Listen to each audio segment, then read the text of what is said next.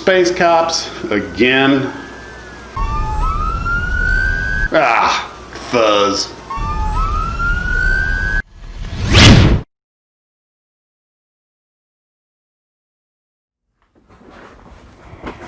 Well, hello.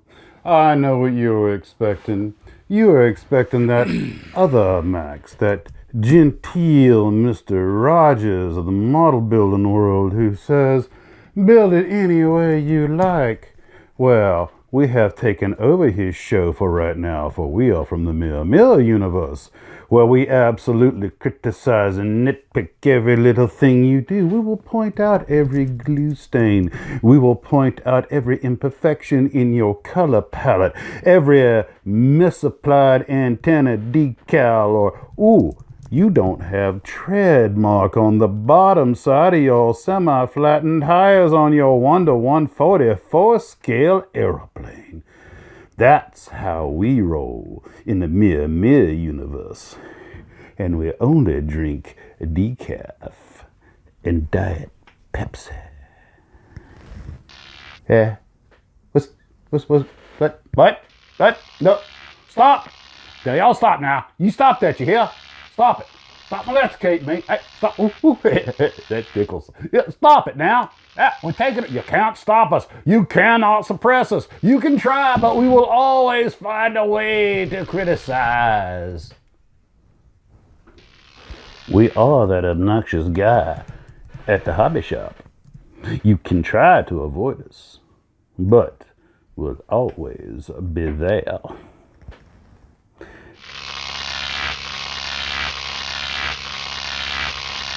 What a jerk.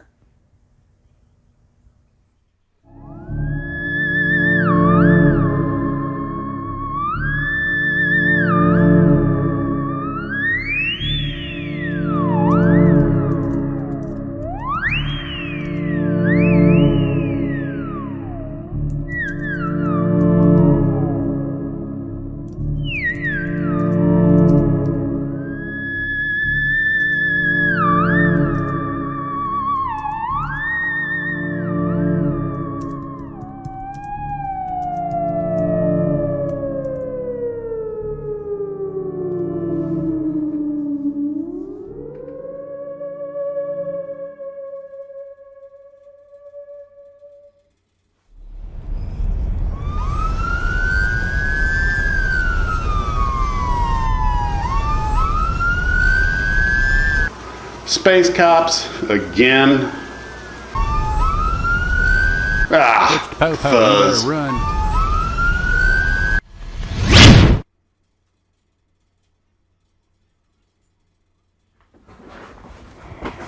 Well, hello.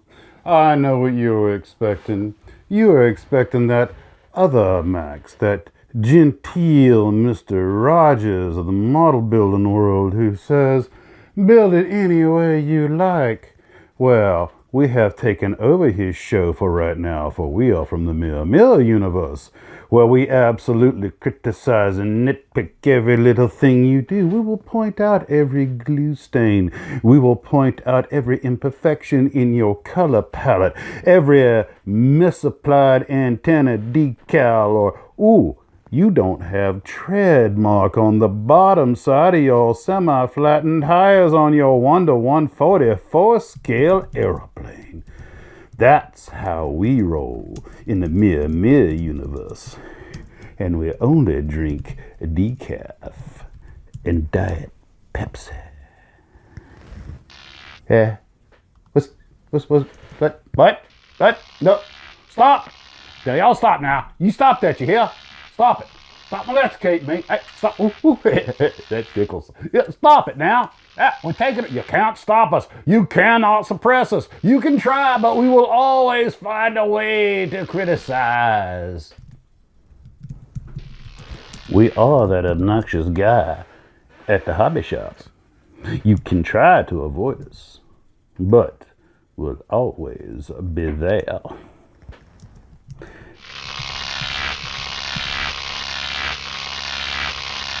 What a jerk.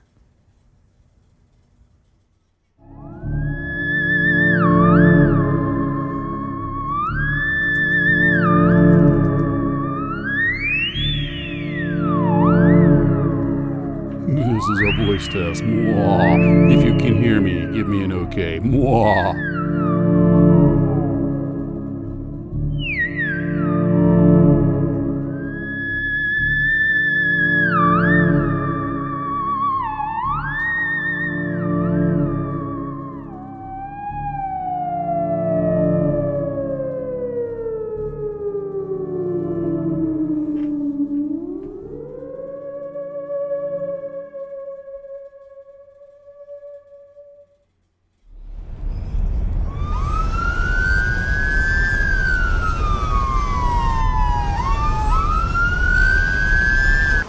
Space cops again.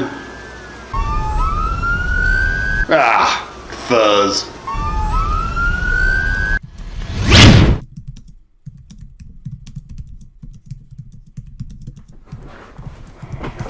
Well, hello. I know what you were expecting. You were expecting that other Max, that genteel Mr. Rogers of the model build. All right, here we are. Just want to see, make sure the voice is coming through. You guys can hear me okay.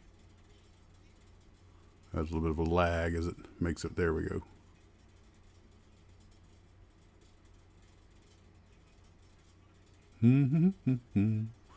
Lots of cool stuff to talk about today.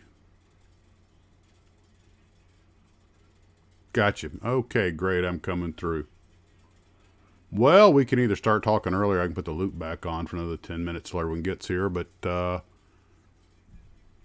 if it looks good, we can just go ahead and start chatting. I guess we can kick off a little early. It's not a dentist appointment. I don't want to kick off with the stuff on my list just yet because I know some folks are waiting to hear some things. But it's just all kinds of good stuff going on. Rick, if he comes in, thanks for the sonic screwdriver. Hey, Mike, Stephanie, Dave, Justin.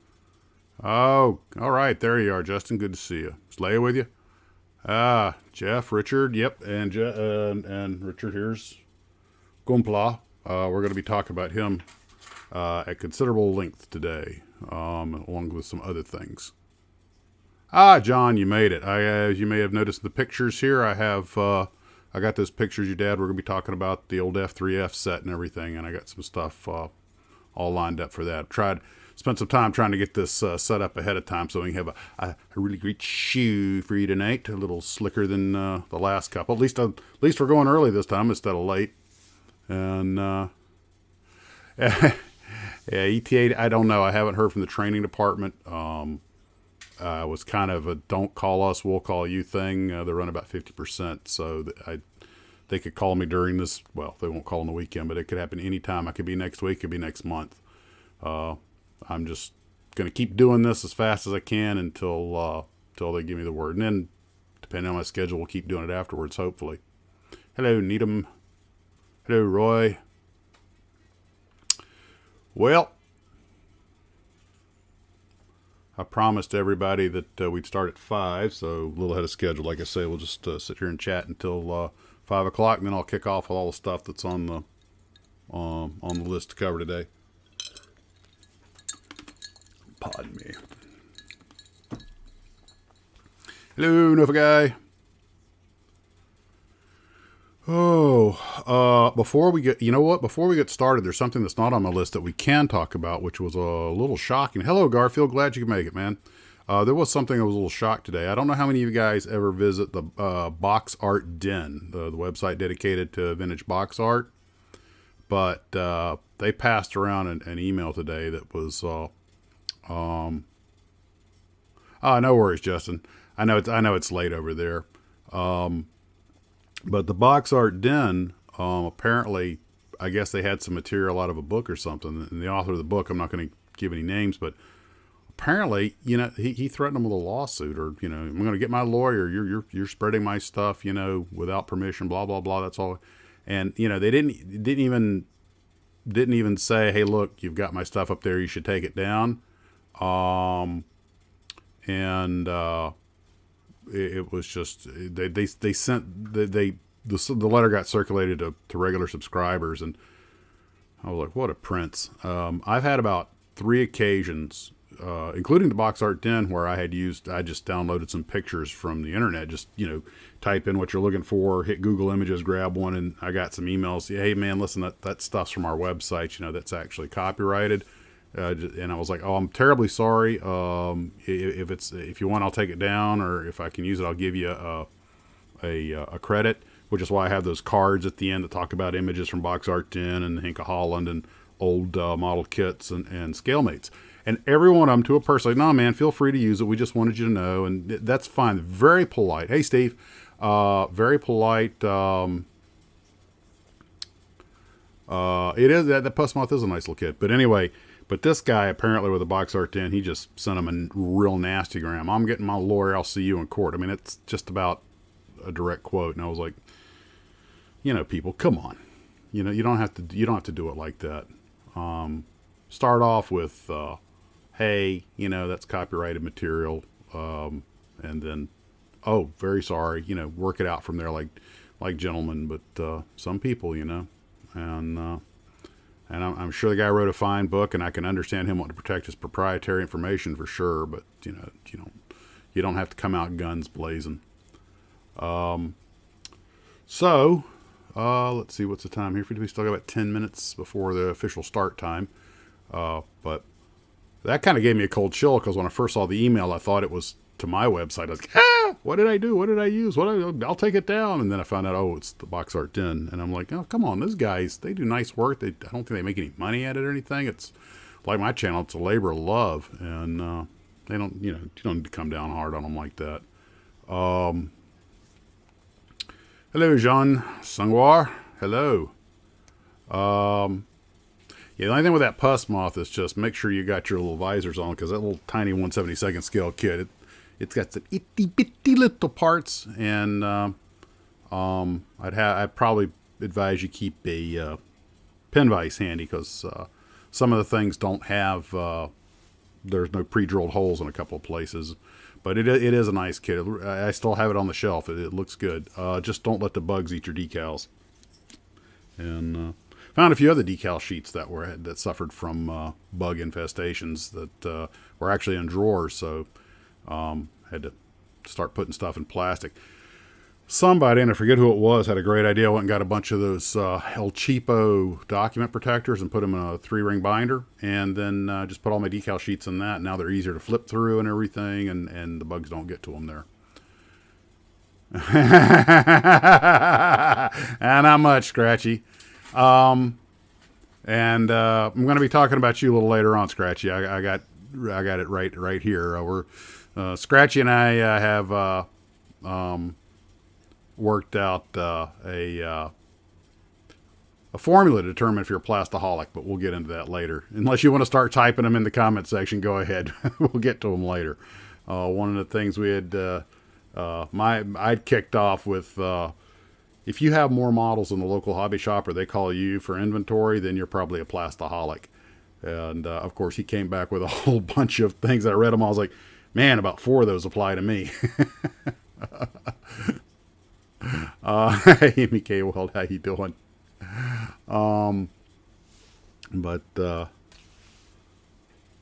Yeah, Scratchy, you're right. It is not, even a paranoid can be right, but it's not paranoia if they are out to get you. And, the internet has changed this hobby a fair bit. We now all have access to stuff we didn't have before. I mean, it used to be if you wanted to get a rare model, you just had to hope there was something at a swap meet. And, nowadays, of course, and it kind of probably killed some of the businesses, or maybe it created some of the businesses that deal in the in the secondary kit market, because like Old Model Kits is out there. He inspects the kits. You know what you're getting. He's a respected seller, but he's competing with eBay. Of course, eBay's a shot in the dark, and I've gotten some happy surprises off that, and some real nightmares too. In fact, that could be kind of a question of the day: what's your worst eBay modeling experience, or your best eBay modeling experience? And the Stagecoach without the instructions or decals was not my worst, but it was definitely a handful. And but like you guys know, it turned out nice. 6 minutes till official start time. I got some people I want to thank, and actually I got a list of people here I want to thank for stuff. But I want to wait until everybody at the gang's all here. Let's see, John. Yeah, I got a bunch of Airfix kits from Hans Peter, and I was actually just going through them last night, picking out which ones I want to work on. In fact, that's something I want to talk about here. It's on the list also.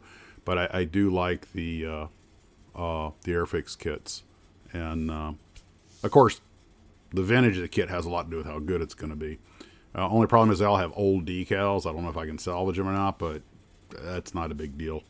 There's so many aftermarket decal companies out there now. You can pretty much get whatever you want, which is a beautiful thing if you're willing to spend $17. And well, I am.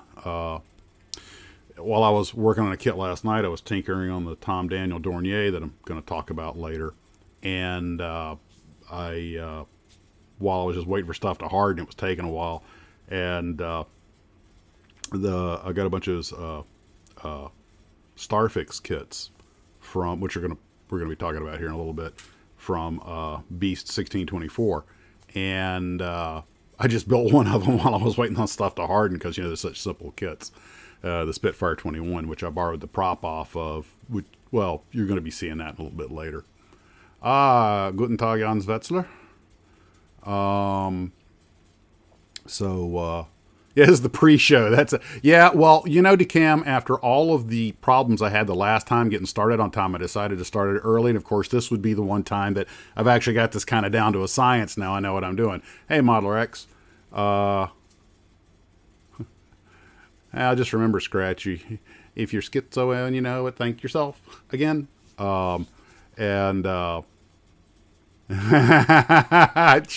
actually bought it for me, MEK. She bought them. It's a Yeti, the blue, and this thing's magnificent. Everybody tells me the volume's a lot better because apparently I'm better in stereo. So let's see. That's what it is. The back row.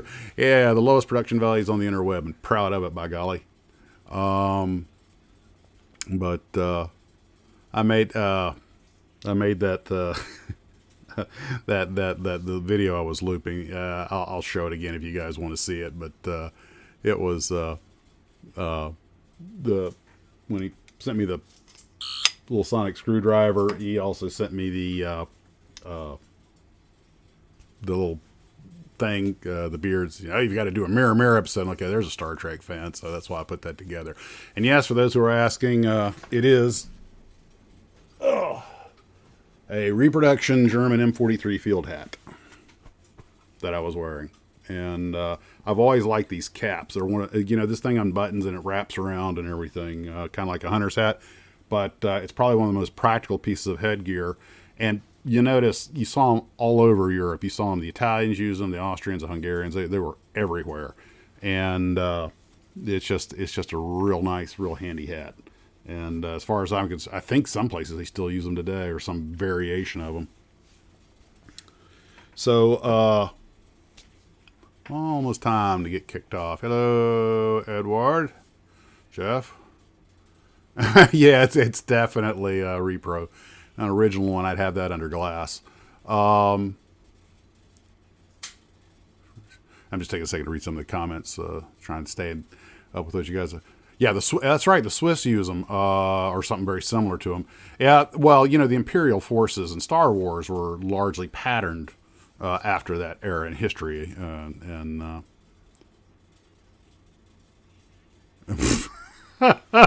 I'm just reading all Gun's comments. That's clever. So once again, thanks to Scratchy for all that stuff. Let's see, we got 50 people. All right, I'm going to loop that thing one more time, let you guys get a laugh out of it because some new folks have showed up, and then we'll kick off with the show. How about that? So here comes the loop one more time.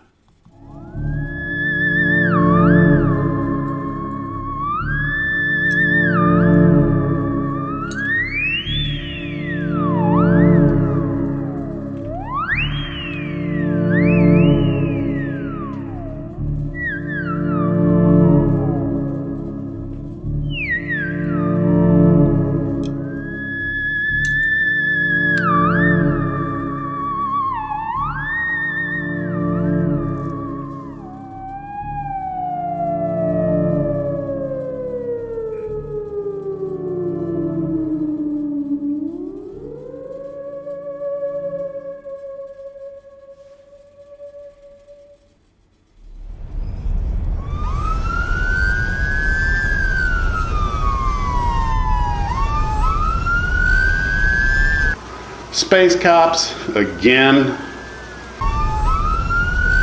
Ah, fuzz. This time I'm running.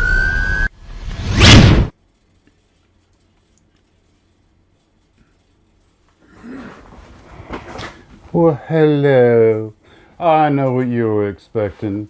You were expecting that other Max, that genteel Mr. Rogers of the model building world who says, build it any way you like.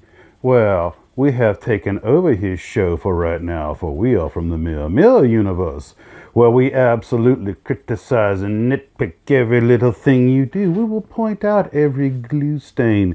We will point out every imperfection in your color palette, every misapplied antenna decal, or, ooh, you don't have tread mark on the bottom side of your semi-flattened tires on your 1:144 scale aeroplane.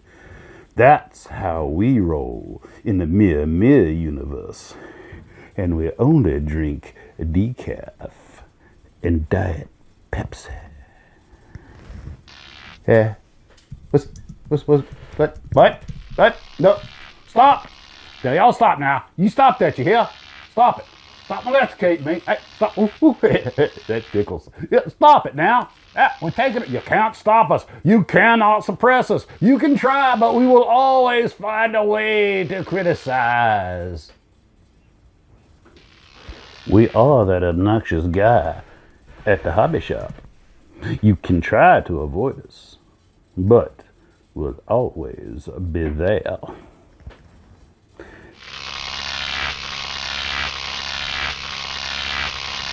What a jerk.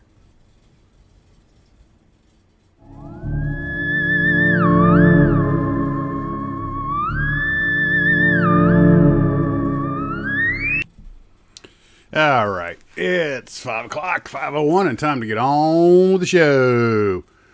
Well, folks, first thing I want to do is apologize to John Zielinski. I got him and Ken Kwilinski mixed up. They're two people who watch who watch my videos. Now, John was the one who gave me the Sanwa kit.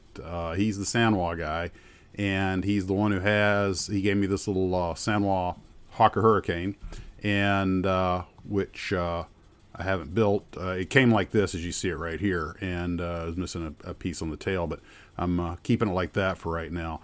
But I wanted to thank him for that. I had said that Ken Kwilinski had given that to me, and that was John that gave me that.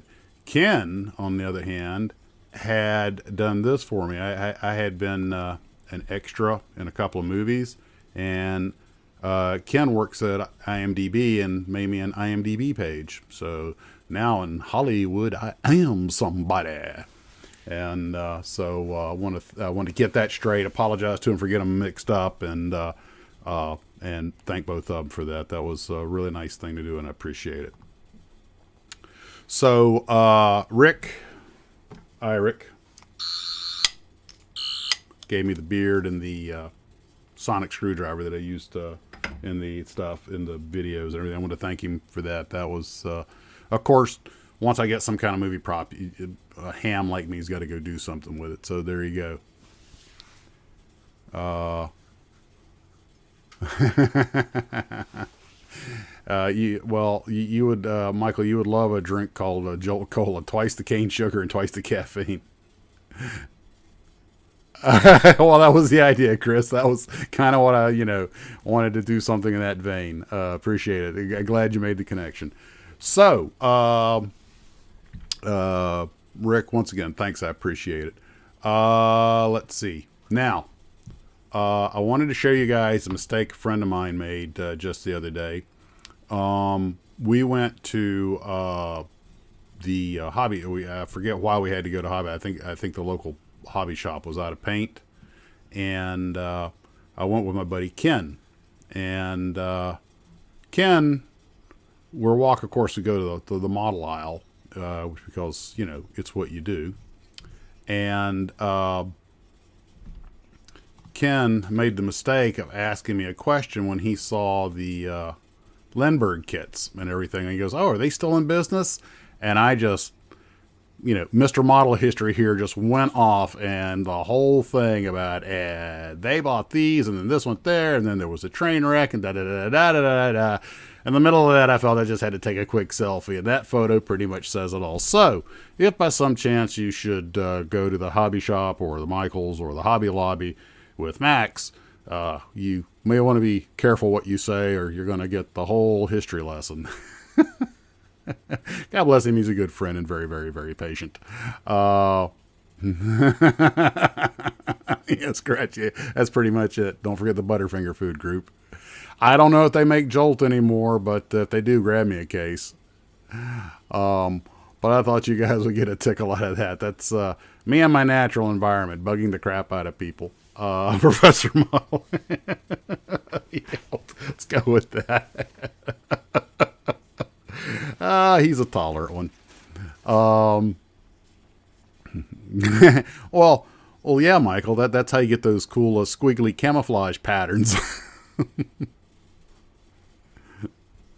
So, anyway, thought you guys would get a little tickle out of that. And so, one thing I wanted to talk about was, you guys know I have a real fascination with not only models, but also like model makers in Hollywood, the props. They make so much out of scratch and everything. Well, I appreciate that. Nobody else but me. That's why I do it, just because I hope people are enjoying it. Oh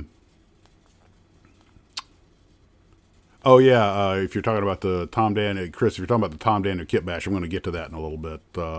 So that's actually kind of towards the end. So anyway, I don't know how many of you guys, how much you're into old movies, but there was a couple of movies actually, and that where they were using these Grumman F3F biplanes. And they used them in Dive Bomber. Before that, they oh gosh, I can't believe I'm forgetting the name. Quick, somebody save me. I know you know. John, you're here somewhere. I know you know where I'm talking about. Was it not Command Decision? Flight Command. Anyway, Flight Command. Yes, thank you, John. Oops. So on the right, you see this. What looks like a Grumman F3F. Well, that is actually a full-scale Hollywood prop, and that's what these guys are in on the left. And not the three of them that are in formation. That's interspersed with real footage. I just want to show you, put that in there for comparison, so you can see how good it really is.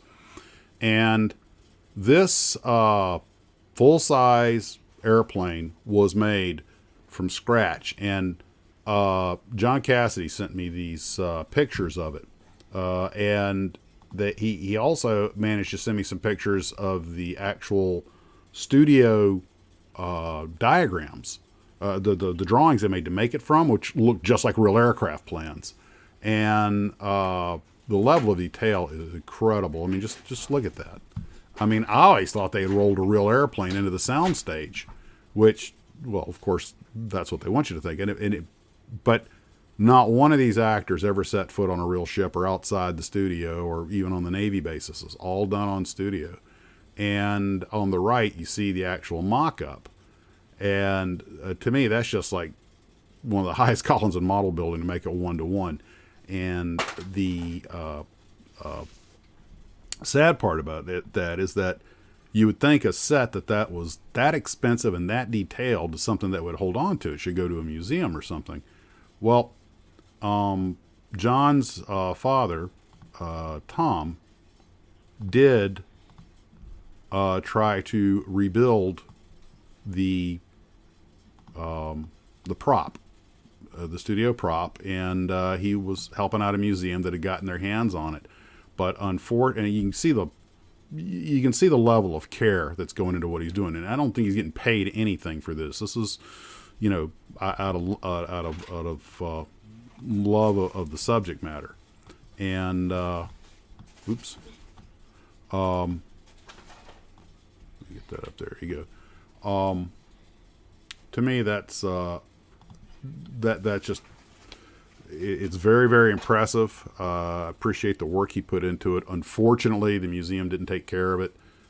They just, maybe they didn't know what to do with it. And apparently we believe that it probably just wound up rotting away. And that's a real shame because not only the effort that the studio technicians put into making such an accurate, faithful replica to begin with, but also the additional work that people like Mr. Tom Cassidy here put into trying to preserve it. And in my humble opinion, of course, I'm obviously very biased because I'm a model guy. Yeah, it was all volunteer. Yeah, he didn't get a penny for this. I'll bet you anything he put his own money into getting into some of the parts and stuff. Of course, I'm very prejudiced towards this because I love the subject matter. But I thought I had put that in airplane mode. How do telephone solicitors know exactly when to... Oh, no, I hit Bluetooth. It's there. Now it's in airplane mode. I won't be having that happen again. Yes, Peter Jackson's King Kong mock-ups for the movie. Yeah. Now, he actually donated it, I think, to the Navy, to one of the squadrons that put that up in the... In like their, not their ready room, but that one I think actually was preserved, because you're right, Peter Jackson has an excellent eye for history, and that brings up another point that these huge pieces of Hollywood prop work like this, they're not only, in my opinion, they hit at three sort of interrelated fields. One, Hollywood history. This is a piece of Hollywood memorabilia, Hollywood history. Hollywood history is a real thing. I like to see that preserved, at least from famous movies like that. Secondly, for military history, I think there's one F-3F flying in the world, and there are a handful of others in museums. Here's an opportunity for another museum to have a decent representation of an extremely rare and fairly significant airplane. And then three, of course, model building history. This is kind of the pinnacle of model building. And I think all three of those things is why something like that should be preserved. Obviously, I'm very prejudiced that way. Yeah, Charles, you're right. In fact, as Mark Tyler pointed out, is Mark here? I got to speak with him yesterday. I'm going to talk about that later. But Mark Tyler worked in Hollywood for a long time doing props and stuff. He did the Stay Puft Marshmallow Man suit from Ghostbusters and a lot of other stuff. 4 flying replicas were built about 20 years ago. Wow. That's impressive. Because building an airplane from scratch is not a small thing, especially something as complex as a full-scale military plane. One time I had considered building I had thought about, people make these 1/2 and 3/4 scale airplanes, military planes out of foam. Hey, Burning B-24. They look very good, but they're just a little small. And I thought, well, why not use that technique to go into 1 scale Dauntless in the garage? Okay. I thought, why not use the modern building techniques to make a full-scale look-alike? And I had a couple planes in mind. The one I wanted to do was a TBD Devastator, because there are just none in existence, not even in museums. The only 3 that are known to exist are all at the bottom of the ocean. And I thought that would make an interesting. But what you do is the way they do it. They do it. They don't do it like building a Guilos, and I think it's Guilos, I believe is the proper way to say it. They don't do it like building a Guilos kit. They will make a square fuselage centerpiece. That's the structure. That's the actual stress-bearing member. And then they will put formers, which are kind of like a Guilos kit, around it, but they don't run stringers. They simply put foam in there and then basically hot knife it off and sand it down and fiberglass the outside to get a smooth finish. The beauty of that is you can make any airplane very inexpensively off of a relatively common structure. And same go, of course, the wings are the wings. They're made like conventional wings because they are a stress-bearing member. The problem is that apparently it goes up exponentially in cost making a 50% World War II fighter plane, you would think, okay, well, making 100% one's going to cost twice as much. No, making 100% scale one costs about 10 times as much. It's amazing how fast the numbers go up when you upscale something like that. Some of it's in engineering costs, some of it's in required structural members, but a lot of it's just in, it's like a balloon. When you add 10% to a balloon, the outside volume increases, disproportionate, basically calculus, but you realize very quickly that you're using a lot more material and a lot more, and of course, there's also a lot of extra structure that has to go with that. The bigger something gets, the more structure it needs. They needed a bigger engine, which is going to cost a lot more. And when I started looking into it, I realized there's a reason they make these things at 50 and 60% scale. One guy is building a replica Corsair at 75%. And he's an engineer. He knows what he's doing. But that thing's going to run a couple of $100,000 easy before they're done with it. Yeah, the Royal Air Force is one of the few air forces in the world that the military actually pays to keep active duty pilots and vintage aircraft flying. But then the English have an extremely strong affinity for their history. I think the Battle of Britain has a little bit to do with that, but also England's an older country. It's been around long enough that I think older countries tend to have that have a strong identity, tend to have more connection with their history, so they tend to preserve things better. And I think that's one reason that I would guess that model building in Europe and England is probably disproportionately, even this day, disproportionately higher than it is in the U.S., even though a lot of the companies are in the U.S. The average, there was an old joke that during the Second World War, the average 10-year-old British schoolboy had better identification skills than an American GI. Excuse me. But anyway, I wanted to point that out and give a nod to the late Mr. Tom Cassidy for his attempt to keep that going. Personally, I really appreciate that kind of effort, and I think it's something we should just take a second to appreciate. Good afternoon, John Ashley Smith. Excuse me. All right, now on to the next order of business. The Peggy. Now, Hans Peter sent me that bag of big bag of kits, and this is the first one that I finished, and it's the KI-67. I'm probably going to say this wrong. Casatuni. Oh gosh, why didn't I write that down? Anyway, it's basically a torpedo version of the Peggy bomber, and it's only the second LS kit I've built. And I was rather impressed with it. There were really no serious parts fits issues, and this is a kit that was probably made in the 60s, maybe in the 70s. Pretty good detail. The only problem I had was that the fuselage split on me after I was halfway. I just probably didn't secure it with a proper amount of cement. So about halfway through, I'm manhandling the model, and great. And let me show you a little slideshow of it real quick. Let's see.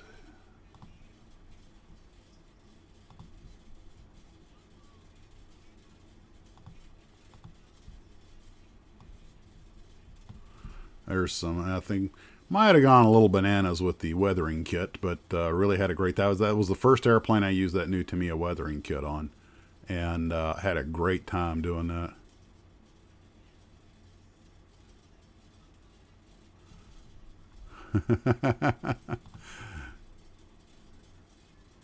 You don't want to, the Scots Irish. I appreciate that. Thanks. I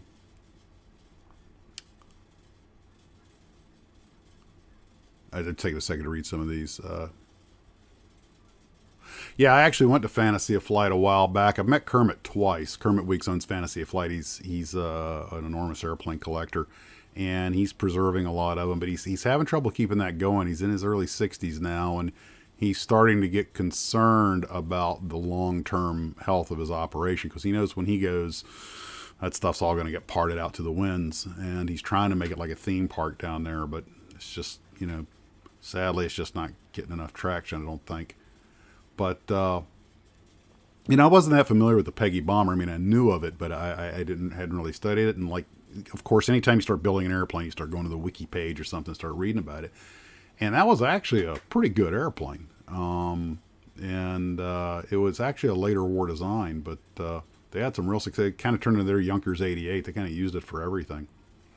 And well, you know what? If you look, let me take this down. I'll just show it. It's here on the desk cam. Here it is. If you look to below me, right here, and the kit, you can make it flaps up or flaps down. I made it flaps down, gear down, and one of the gear doors went walkabout on me, and I tore the tarbus apart looking for it.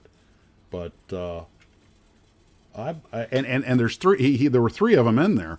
Another version like this, which has a clear side on it, and I'm going to see what I'm going to do with that, because I'm not going to throw away that opportunity. If it's got a full interior or something, I'm going to see if I can't detail it out and leave that clear side, sort of like a half Phantom Mustang. That'd be kind of cool. My problem is I'm running out of places to put these things. So that is the first of the airplanes that Hans Peter gave me, and that I did the unboxing on. They're all in the bags. That's the first one that I've built, and I really like it. I'm very, very happy with it. So, what do we else here? Okay. Now, I meant to tell you guys, I overlooked it. You'll notice a bicycle. When Ken and I were there, it looks like MPC is repopping the old Schwinn 10-speed. So, I have never built a bicycle kit, and I thought about, maybe I should do that just to do something different that I haven't done before, get out of my wheelhouse. But I went there to buy paint, and I was like, if I bring home another model, after all of them, you find people have been sending me. If I go pay cash for one, the wife's going to strangle me.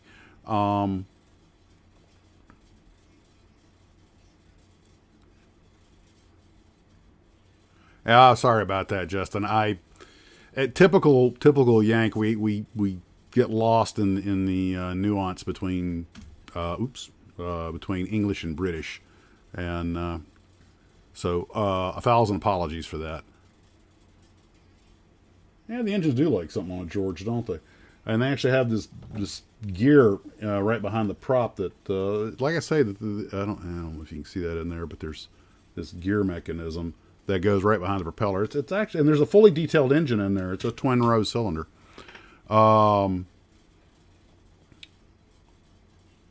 see where. Oh yeah, the next thing I was going to talk about is gunpla. Now, I had, until just the other day, I'd never built a gunpla kit before. And I had, when I'd done the Bondi video, I had to learn about it a little bit, because about mecha and gunpla, because well, it's a big deal for Bondi. Now, there's more here. We're going to be talking about more than just the Gundam kits or the mecha. But let's see if we can get there. We can get a decent look at it. Let's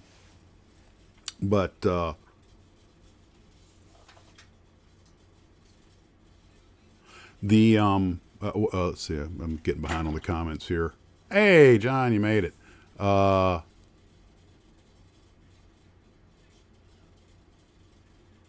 Actually, something to Tom was saying. One thing that I had done recently as an experiment that worked, I'd read about, was I didn't do it on the Peggy, but when I put the primer coat on, I wet and put a little salt, spread around the leading edge of stuff, then painted it, and then just when it was all hard, when the acrylic was hard, and I just brushed off the salt, and it made perfect chips with that nice primer coat behind it. Whatever color, aluminum or whatever you want to use. That's another great way to do it. So anyway, hello, max volume. But I had made a comment, which is still legit, that the Tom Daniel Red Baron car is the #1 selling kit in monogram history, and still believe it to be the top selling regular kit plastic model kit, as we know them, scale models, ever. Millions of units have been sold. Monogram sold 3.5 million in 2 years. But Gundam is kind of in its own world. And in fact, I was discussing with somebody earlier about why these Gundam kits, as well engineered as they are not more expensive, especially when you think about how much stuff costs these days. And you look at this. I'm just going to max the screen here. Of course, a lot of the stuff's pre-colored. Now, there's a big debate amongst model builders. Some people are like Gunpla doesn't count as scale models, and some say it does. But I'm not jumping into that. First thing I want to do, one of the reasons the cost is as low is because these are probably the most mass-produced, I'll call them plastic assembly things ever. They've made, I think, over 35 million of these things. And that kind of economy of scale is one reason the price point can stay down where it's at. Now, this is my first time ever building one. Now, I did have to use a little bit of glue in a few spots, and I did spend my fair share of time chasing a couple of pieces because it's got some tiny ones. And, of course, it comes with all different kinds of weapons and stuff. But the Bandai has found this to be, I think it is their single best money maker. They keep adding new stuff. I mean, what is it? He said in the shorts and Spaceballs. The kids that love this. But they really do. My own kid, who never really showed any interest in building models, asked me a while back. He goes, "Have you ever done a Gunpla kit?" And I was like, "No." Apparently, he's interested in doing one. And I'm like, you know what? If this is his gateway drug into building models, I'm good with it. So I'm hoping some kids will make the transition from this into what we would consider regular kit models. I sort of put these things in their own category. They are kits, to be sure, and they are plastic models. Yes, you can build them without glue, and they don't have to be painted. I'm sure I'll weather this one eventually. But they're very complicated. They have a lot of very well engineered moving parts. I was impressed with it. It was I'll call it an expansion of my knowledge base. But a lot of people have the mecha, the SF3D by Nito. That was actually the last thing Nito made, and if I'm not mistaken, when they kind of restarted themselves. But I just wanted to point that out because there seems to be a little debate on the exact category for Gunpla, whether or not it's just a regular kit model or if it's something else.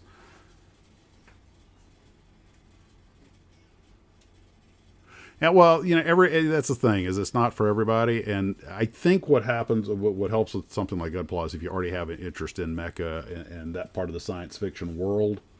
But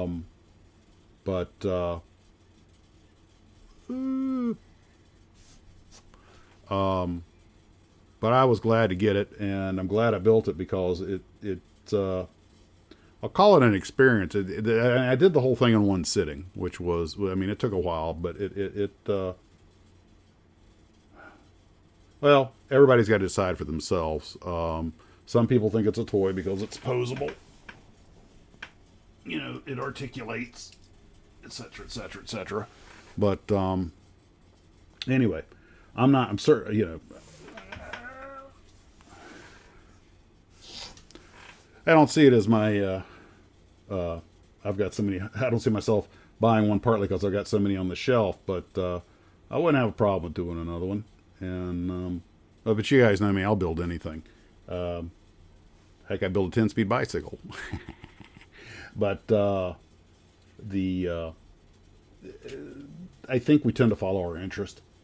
But once again, I want to thank Richard for sending that to me, because at least now I feel like when I talk about it, I'm speaking from a little bit of firsthand experience.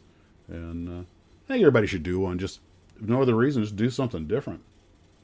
And that brings us up, speaking of doing something different, to the next thing. The Grown, who made the cardboard Tarbus for me, has made a new version, and he got all the details on the trash can and everything specific. So there's he put a lot of work into this. There's and of course it helps if you print it on cardstock. but I don't know if you were able to see that or not. But let me turn the lamp down just a little bit. Maybe that'll help. And this time he has instructions. I mean, this is great, man. This is just fantastic. They do have their own kind. That's good. I mean, as far as I'm concerned, Gunpla they are models, but they're definitely in their own category, and they're beyond regular science fiction. It's and there's so many of them. When I did the Bondi video, I was amazed at how many of them there were. The engineering on them is great, though. You cannot knock the quality. But there was a slide I was going to put up, but it was just kind of more the same about the Tarbis paperwork. But the work that went into doing that is, first off, I'm extremely flattered, and so I'll be making another one. I appreciate the amount of work that went into that. Stumbled onto this the other day. This is an old decal sheet. This is just a proof. An old decal sheet I made for some Star Wars stuff I was going to build. And I made it on large scale, and although you don't have to pantograph with a computer, you can just say reduce. I like to build, if you're making your own decals, I recommend, at least to kick off, that you do them in a larger scale so you can get all your details right and then reduce them. Because I don't know how long it took me to figure out that little trick, because I was trying to make teeny tiny decals, and I was, just outsmarting myself.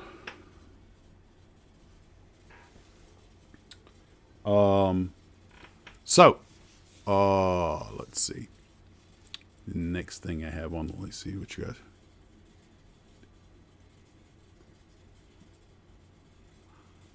got. The folding toll. Lost me on that one. On the yeah.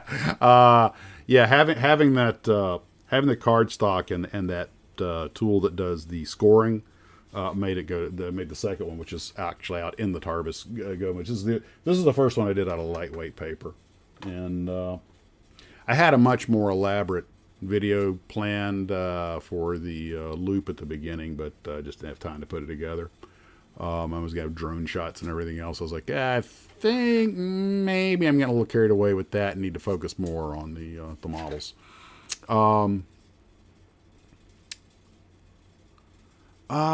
If you guys want the Tarbis cutout, the new one, I guess send me an email, and because what he does is he has it on a service that where I don't have the file. I don't think I have the file. Maybe it's saved as a PDF. Maybe I can just send you the PDF. I've never used Adobe Illustrator. Believe it or not, I usually just use Paint. Actually, I think it did save as a PDF. So maybe if you email, maybe I can just send it to you. Just link, Yeah, that's true. It is what you know how to use. The mold cost video, the one on Aurora mold cost, that has been very popular.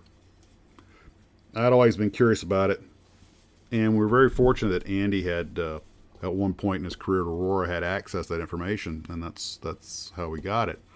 And a lot of you guys were asking about how much Aurora made on the kits. Now I can't give you exact numbers on exact kits, but I do know that most of their retail kits that sold for about $1, I believe Aurora got between 43 and 47 cents, if I remember correctly. And Andy, you can tell me if I'm wrong, but the more expensive kits, obviously, they got more. But I seriously doubt that Aurora got much more than $1 for any kit.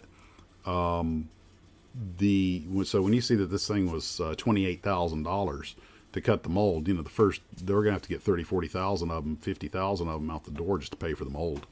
And don't forget, you still got to pay the light bill, the taxes, the employees, the plastic, the shipping. I mean, this is not 43 cents a profit. I would guess, operating on a standard 3 to 5% business margin, they probably actually profited somewhere between a nickel and 50 cents for their models when they went out the door. I mean, actually after expenses, and this is totally a in my head math guess.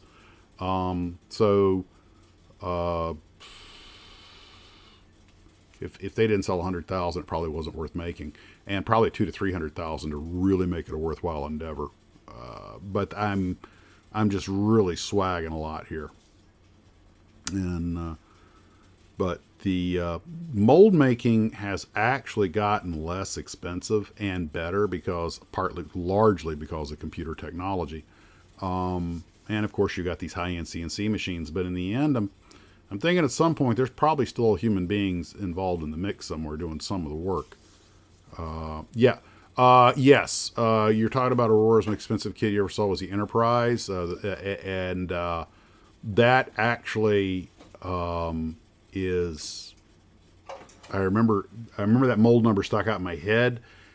If I remember off the top of my head, the current adjusted for $20, that mold would have run about $700,000 today to make. I want to say it was $69,000 back then at a roughly 10-ish, 11-ish to 1 ratio given. So that was one of their more expensive kits, or maybe their most expensive kit. And I could be wrong, but I think Andy might have built the one that was on the side panels. He made some of the models that were on some of the box art. And yeah, I think he did the Enterprise. Tester's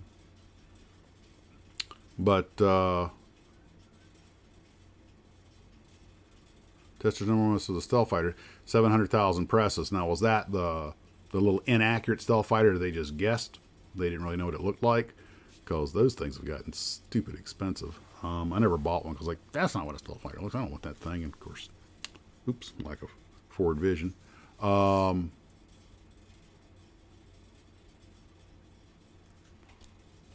Yeah, I know a lot of people avoid eBay. eBay is definitely the Wild West. You don't know what you're going to get. But the one of the company executives I was talking to a while back was telling me that right now molds can cost, for adjusted dollars, between a half and a third of what they used to call, and you get better molds. But it also depends on what the mold's made out of. Remember, the detail mold is only part of the equation. How many pressings are you going to do? There's different, a solid steel mold or a beryllium copper mold. There are different materials, and some of them are made out of even softer material than that because they're only going to do a few thousand pressings. A company can kind of run into a bit of a hiccup if they figure out we're going to sell 10,000 of these things or 5,000 of them, so we'll make them out of a softer material that's easier to work with and cheaper. And then it turns out the things that hit, now they got to take the patterns and have expensive molds cut out of solid steel or something because, we're going to sell 1 million of them. But I don't think that happens too often. Real quick. Take a second to read, trying to catch up. Okay, Dale, the most expensive mold was made. I know one of them was actually, and I learned this just by happenstance, was that stagecoach I made. That Lindbergh stagecoach was originally from Marx. Marx paid $100,000 in that ball, about $100,000 in 1955, which I think I did a conversion on that was almost $900,000, $920,000 to get that mold made in modern dollars. That is the most expensive one that I know of. And of course, it's a large scale. It's huge. I mean, I think it's 2.5 feet long when you're done with it. And one of the reasons that it was so expensive wasn't just because of the size of the mold, and you have to understand that thing holds up today. The level of detail in it needs no improvement. It really was a great kit. They went whole hog. And this is back when Westerns dominated television and the movies both, so they were pretty sure they had a winner. But one of the reasons it's so expensive is the horses. And again, I only learned this very recently, that the deeper a mold gets cut, the more expensive it is. And those horses, because they're in halves, are extremely deep molds. And as a result, they got to grind a lot of steel out of them. And that all costs money. If you were going to make that today, You could probably, with modern techniques, get it cut for, I'm going to guess, $500,000 to $600,000. And I talked to several people at a couple of companies that have had their old molds cut recently, smaller companies, and yeah, 1 to 350 carry is extremely expensive. And there are nowhere near as many companies doing it now as there used to be, but the ones that do it now do a very good job, generally speaking. But because I thought, well, if I was going to go in the model business manufacturing, I'd probably do 148 scale civilian, do everything the same scale, 148 scale light civilian aircraft, a very underrepresented market. Piper Cubs, Veronica Champs, Luscombs, Taylorcraft, things like that. Some of which you probably wouldn't have to pay licensing on because the companies are long out of business, or whoever holds the rights to them would probably let you have it for a song just to, get the name circulated. And for a 30-piece 148 scale airplane, it would be about yay so big when you're done. The mold would, generally speaking, be about, but probably realistically, $50,000, and that's just to get the molds done. Now you got to, find somebody to actually manufacture them for you. A lot of these companies do not shoot their own plastic; they own the molds, and sometimes they have their own molds cut. Companies like Atlantis and Glencoe have produced their own original kits. They don't only do repops, but they a lot of times they don't do the actual injection themselves. It's much cheaper to let a plastic specialty company that's already set up to do it just give them the molds in the frames. They'll set it in their machine and they'll crank them out for you as many as you want, because it is not cheap to set up injection molding machine. And don't forget, you need one. Okay, think of it this way. You're running Maxsmodels, and you have a product line of 60 models, and you're making 3,000 at a whack, or maybe 5,000 at a whack. These machines can knock out about 60 an hour. You start doing the math on that, you realize they spend a lot of time sitting on the shelf, and the machines are going idle. If you have a bunch of machines, you can crank it a lot real fast, but you don't have that kind of need. And if you only have 1 or 2 machines, then you're constantly going till you wear them out, or they break down, you're in a world of hurt. It's much easier to find different companies that vendors that can take your mold and just pop the plastic for you. The problem, and then ship it back to you with the molds, or hold on to whatever, however you want to do it. But the problem you run into there, of course, is now you've got someone else in the supply chain that you're dependent on. And so you run into issues either way. But generally, it's far more cost effective. Once you get to the point where it's worthwhile to run your own models, okay, now you're kind of getting into the big leagues at that point. And just like a lot of these model companies, they don't cut the molds either. They have them done by contractors. Even Aurora, they would make the patterns, or have the patterns made by someone like was it HMS, every company's different. Like I think companies like Tamiya are completely in-house, but look at them, they're a juggernaut. So it gets, there isn't a standard. Monogram did, I think, most of their stuff in, although I don't think they cut their own molds. I don't really know. And sometimes they'll cut some, but not others. And if you know a mold company that's, a tool and die shop that's done some sailing ships and did a good job, and you've never done one, even if you cut your own in-house, you're probably going to, you know what, we're only going to make 100,000 of these things. Let's just go ahead and have them cut the mold, and it can just work out better for you that way. But everybody, no two operations are identical, although Revell and Monogram have a lot of neck-and-neck comparisons that are pretty fair, just like Tamiya and Hasegawa do. But the Aurora was off doing their own thing in their own way. For one thing, Aurora didn't pantograph, except for the slot cars like Andy made. There was a 3-to-1 pantograph down for those because they were that big when they were made.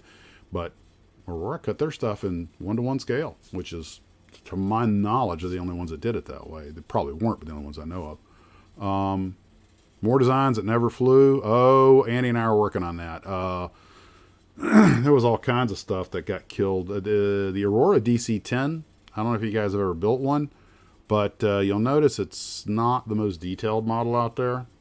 And that was because Diker wanted to get out of that stuff, and they were going to kill the whole thing, but it was already too far down the pike. He says, okay, you can put it in production, but you got to keep the cost down. So they had to keep the molds basic and everything. So it's all executive decisions in the end, and what a company can afford. Skill and talent are part of it. Money and commitment are the other part of it. And some of these operations, like Atlantis and Glencoe, the smaller companies, these guys are doing this because they love what they're doing.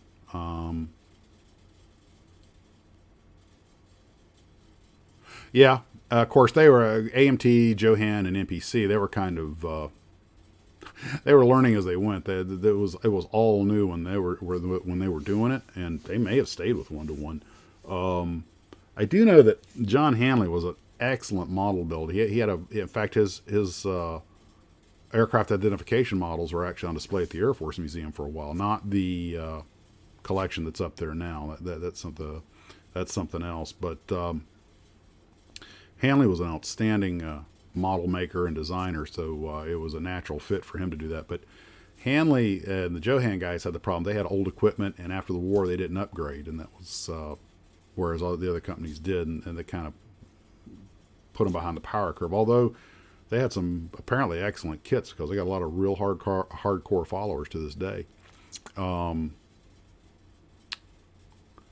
field, Dornier 335, that was possibly monogram. By the way, on that subject, we all know that, in fact, I guess it's a good time to transition to since you're talking about the Dornier. The 335, the 148 scale 335 that was made by Monogram, I didn't realize that when we think of Monogram's relationship with Tom Daniel, we always think of the cars. But Tom was actually an advocate who had been trying to get Monogram to make the 335, the F-82 twin Mustang, and the Lee Grant tank. And him and a couple other people, but apparently he was the one that was really pushing for it. And finally they got him into production. That was interesting because that was something they didn't make before that. And maybe he just, as being a transport engineer, he may have liked the fact that they were a very interesting looking aircraft, something out of the ordinary, kind of like the cars he made. And of course, also they were very underrepresented. Both of those airplanes would have been neck and neck competitors had the war gone on a little longer, because we probably would have used the F-82s over Europe, and the Germans would have had the 335. And ironically, they're both multi-engine airplanes on completely different platforms, but both unique to say the least. And that would I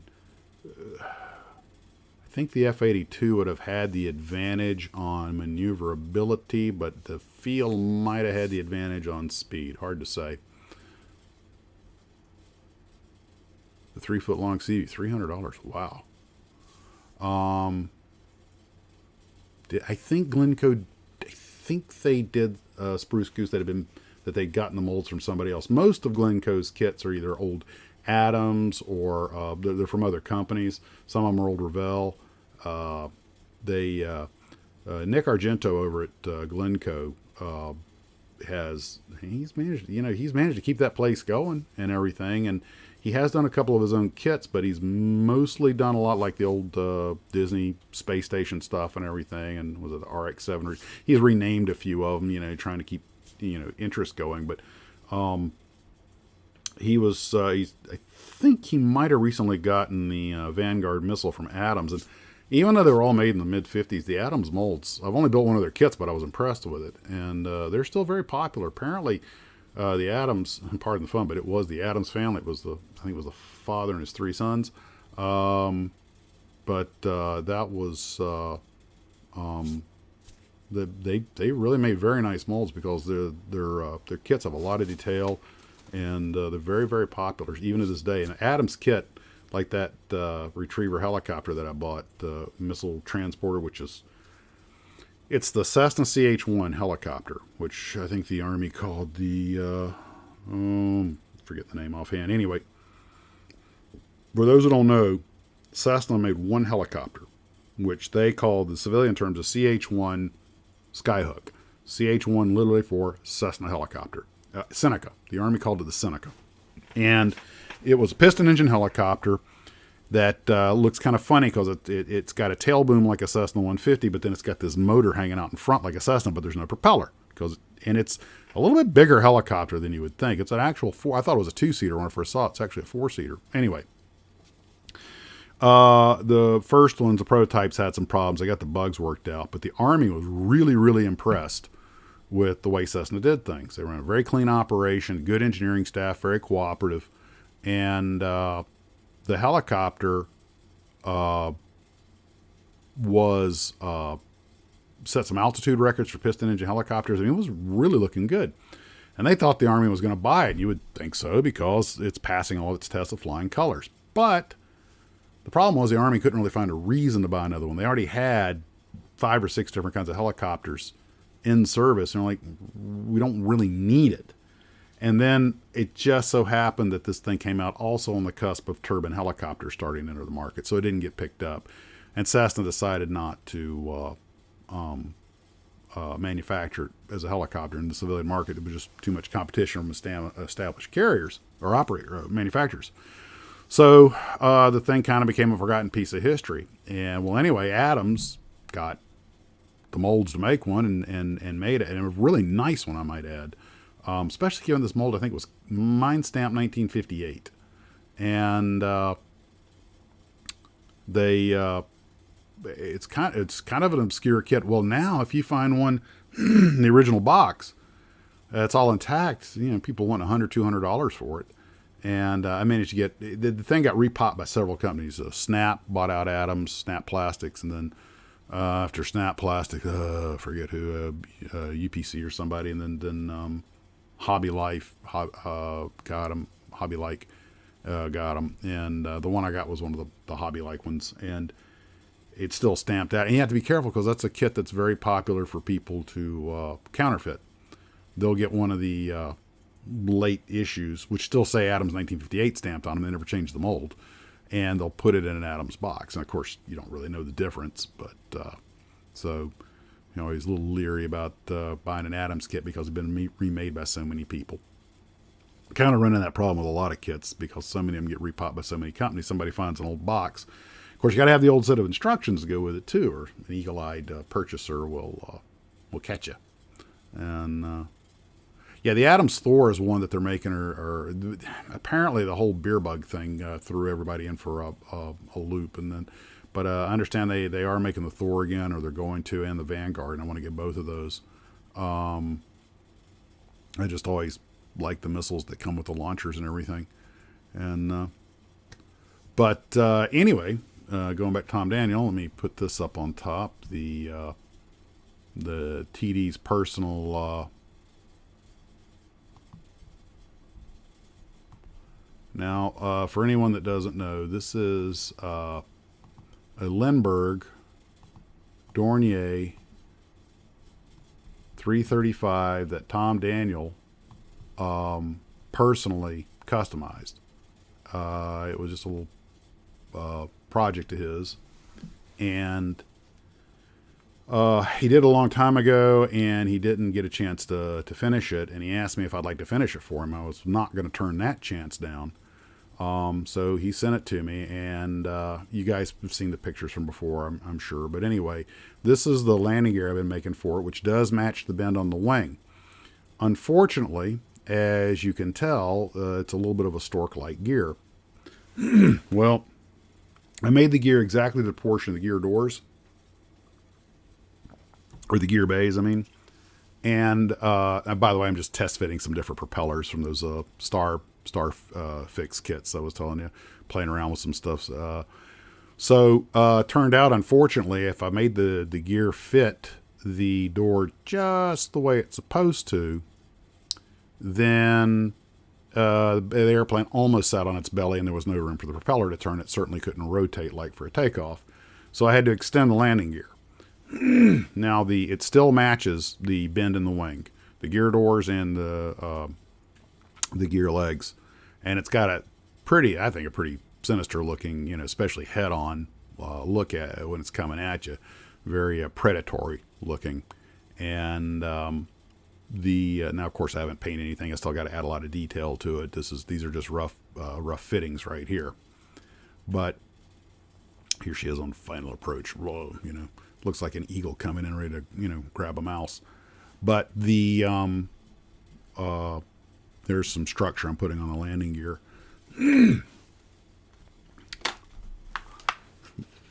Pardon me, get a sip of water.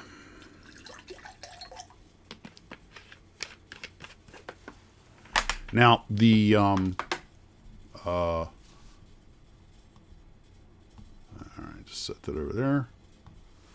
But I've been sending pictures to TD as I go along getting his input. It's all semi-gloss. Now, that airplane had another bit of misfortune recently. I had painted it, and the enamel, probably because of the Florida humidity and just the mix I had and everything, it kind of orange peeled on the surface. So I wound up sanding it all down and using acrylics. And the first acrylic blast didn't go good, so I sanded that off. Went and bought some brand new semi-gloss Tamiya, and finally got a decent finish on it. So now it's looking a lot better in that regard. Obviously, humidity is a huge problem when you're painting models. And I am sure all of you have had your issues with, orange peel and everything else. And TD had pointed out that the acrylics have a tighter molecular pattern, so they tend to put on a smoother semi-gloss coat. But now he built the airplane. I'm just putting the wheels on it and painting it. And trying to find a set of propellers that look good for it. And I've got the gun barrels he made and everything put away. I don't want to risk breaking them while I'm working on it. And I might put a prop in the tail. I've been thinking about trying to put some kind of slide-on exhaust so I can make it like a jet intake. Because if you look at let's see, when we get around to the side of the fuselage, he's completely removed the rear exhaust stacks. So they could be, but he had put this channel on top of the airplane. So I might, if I do piston, I might put the exhaust stacks up there. He did beautiful craftsmanship too. Everything he did is perfectly symmetrical. It's, I want to make sure I get this right. And, but the, okay, you guys are talking about brake fluid. Purple power is the best to use to depaint one. Okay. And I just use super fine grit. I'm really trying to smooth it out. But I want to do a real good job on that, make TD proud. And it does have a pretty awesome, imposing stance when it's looking at you. And let's see that. Yeah, there you notice there's no exhaust stacks on the side for the rear engine. He perfectly smooth. He did really nice work on it. So, on to our next thing. Whoops, I went away. You don't get rid of me that easily. The next thing, and this kind of relates to what we were talking about with the cost of manufacturing models. This was sent to me by Jack Gerner. And this is a 1982 call sheet, and I'll just maximize it here so you can see it, for what it costs to run an ad in Fine Scale Modeler. And if you look at here are the prices based rates per insertion. $573. Let's see, one page, one time, $600, 4 times, $564 each, so on and so forth. And he found a recent one. And you can pretty much tack a 0 on the end of those numbers today. But if you're a model maker, you've got to advertise your products. That gives you an idea what it costs to advertise a product. And when we think about, model making and what it costs to build models, we don't stop and think about the fact they got to advertise the things too. Yeah, Jeff, a 335 is an interesting airplane. And for those who ever get a chance to go to the Udvar Hazy facility, the last Dornier 335 in existence is on display there, and I got to go see it a while back. It is a beast. That is a big airplane. And I think I bored you guys last time with the story of the 335 that we brought to the United States after the war and almost crashed, all because someone got in a hurry. And but I just thought that was kind of interesting that the cost of advertising is proportionally and don't forget, this is just in the magazine. You still, these days, you have to advertise on websites and everything else.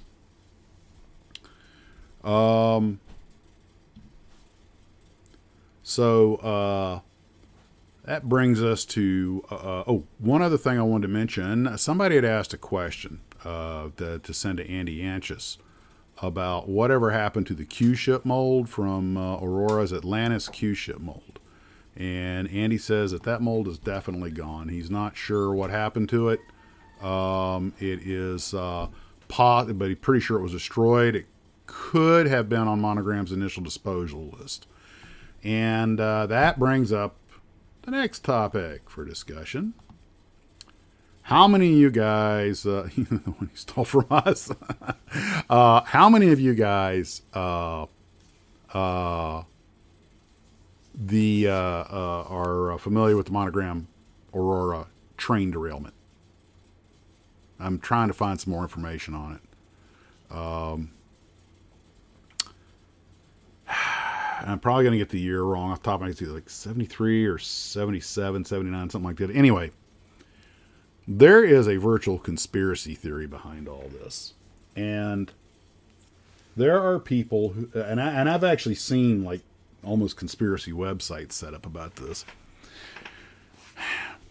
And it goes something like this.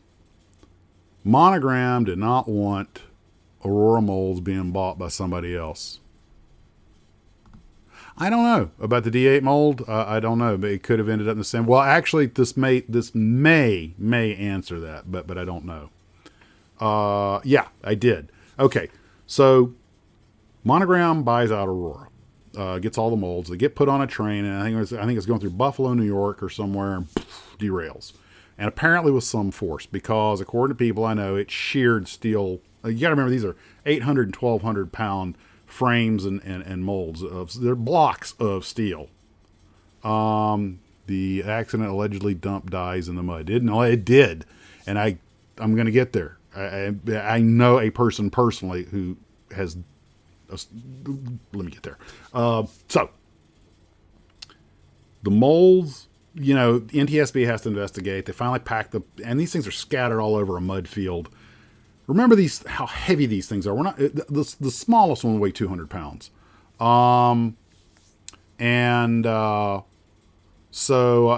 Upstate New York, Buffalo. Where I saw it said it was Buffalo. Now, you can check this out. The Atlantis website, some history researcher, some nerd that does nothing but run around looking at the history of models. What kind of goober would do that? But anyway, actually recently posted something on the Atlantis website. Heck, I probably should just bring it up.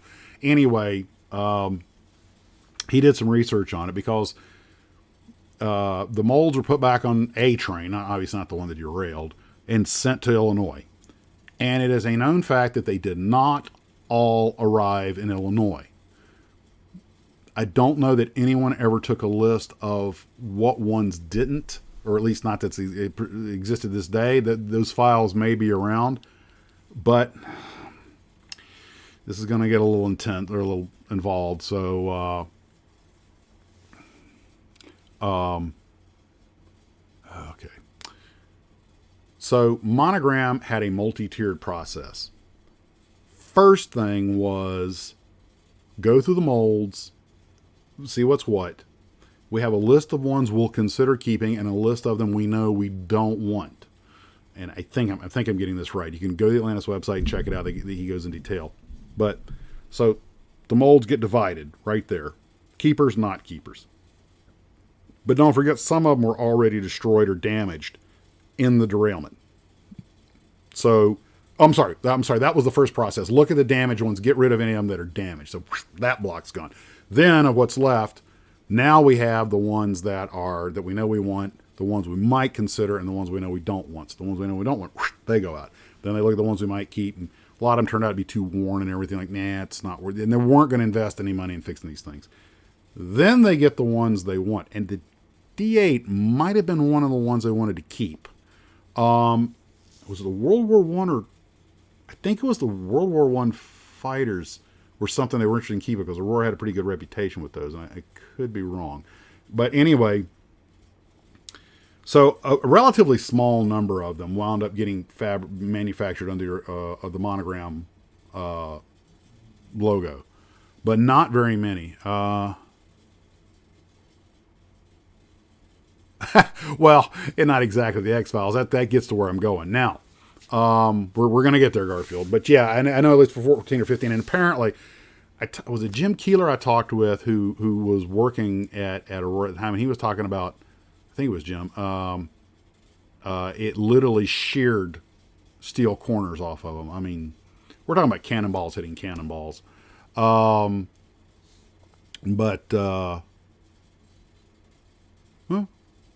on down with the show.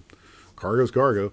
So anyway, now here's where things get a little conspiracy. People go, well, Monogram only bought those molds to keep anyone else from making them. And there is truth in that. They did not want somebody buying the molds and going into competition with them. Buying the molds was a tactical or strategic business move to get them off the market, but they also knew there was some they wanted. But the whole idea that there never was a train derailment, that was all a cover-up. Oh, God, please, people. Really?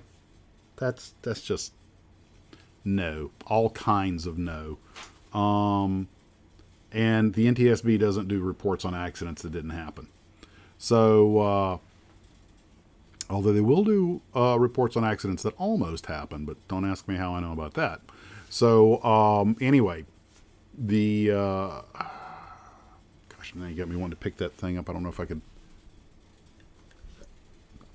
Hang on just a second here. Hope I don't lose you guys. Oh, why didn't I print this up ahead of time?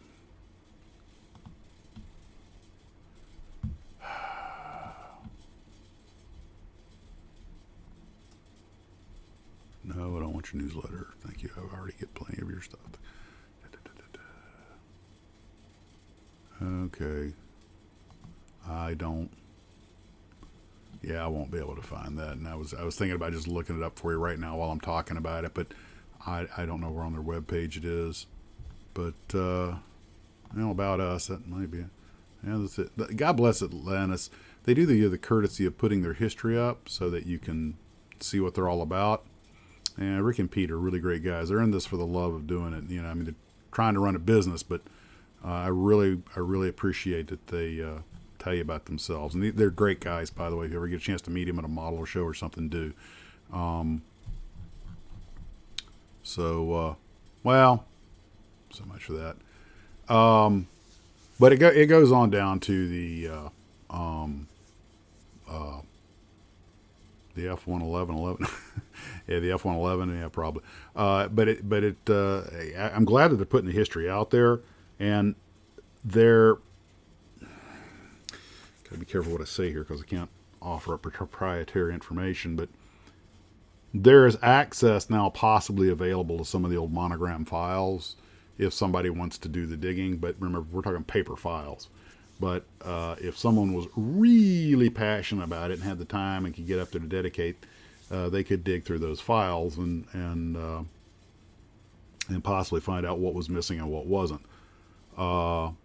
But that leads me to the next point that I was going to make, that Monogram didn't actually destroy the molds.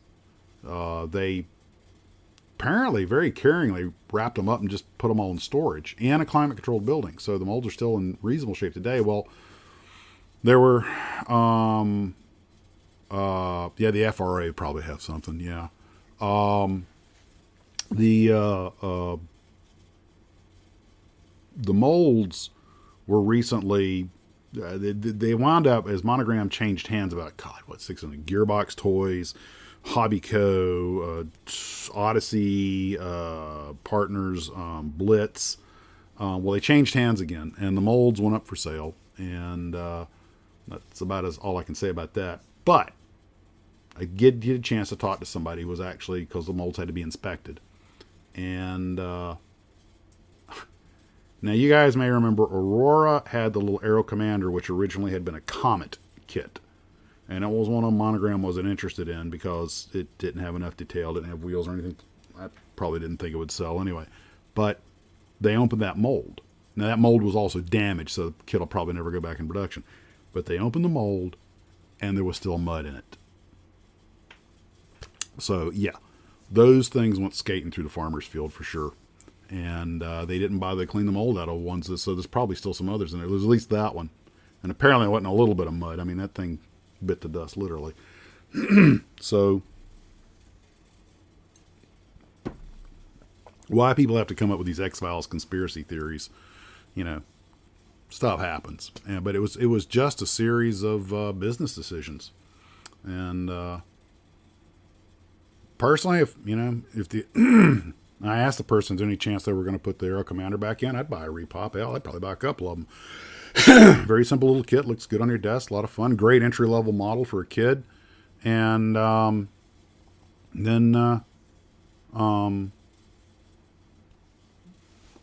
but he said, no, I got damaged, and they don't figure. And it costs, even if you already had the mold, it costs money to set up. You got to run 3,000, 5,000 of them to make it worth doing, and then you got to sell them. And you know, Aurora, when they were back in the 60s, when they were putting these kits out the door, I mean, they had one. Aurora had a set of kits. I think it's the least expensive plastic scale model kit ever sold, which was like 29 cents at the time. Those little tiny jet models they had. They couldn't have been making a nickel on those things.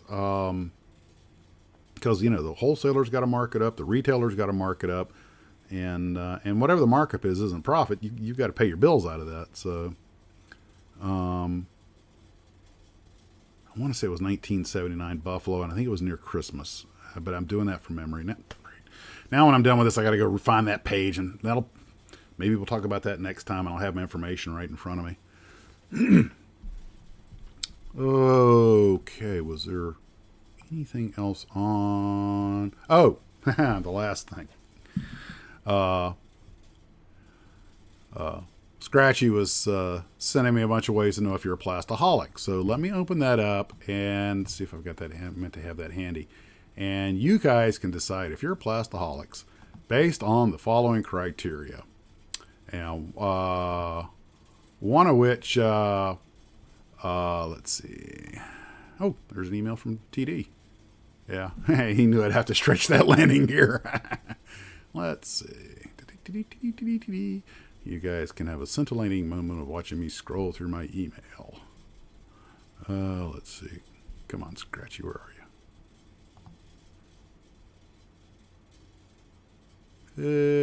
Nope, that's not it.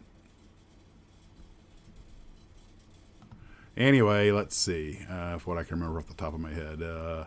One, you might be a plastaholic if at any given time you have more than 3 colors of paint on your hands. I've only been working in basic black today, but I've frequently walked back in the house with over 3 different colors of paint on my hand. You might be a plastaholic. Let's see. Oh, Scratchy, just start writing them down. Where's that email? He came up with some clever ones. Here we go. And answer honestly. This is a test. You may be a plastaholic if you have unbuilt kits older than your children. You are a plastaholic if you have unbuilt kits older than your grandchildren. You have more than 3 colors of paint around your fingers. You consider lacquer thinner a good deodorant, which, works. You put microsol on your grilled cheese sandwich. Okay, that I haven't done, but if it makes it melt, You have a hot plate next to your bench for decal water. Put that on my to-do list. Let's see. Squadron, Sprue Brothers, or Hannets are at the top of your browser. Okay, the mailman or woman by first name. Israel. That's my mailman's first name is Israel. I have come in with more than 3 colors, at least 3 colors, on my hand. Eduardo's 26. I think I have some kits older than my son.